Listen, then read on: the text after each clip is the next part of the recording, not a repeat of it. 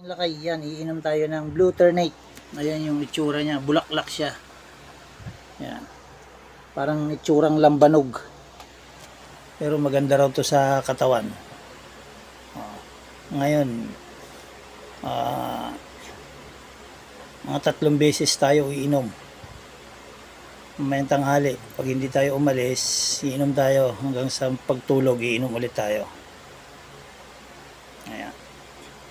Tanim ko ito, Blue Ternate kung tawagin. Bulaklak. Ayan.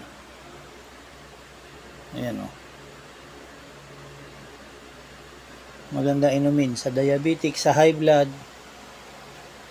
Ayan. Try natin lahat para mawala yung arthritis natin. Huwag na tayo magkarni-karni. O yan, lakay. Ayan, try nyo Blue Ternate. Maganda raw sa katawan. God bless. Ingat kayo lagi.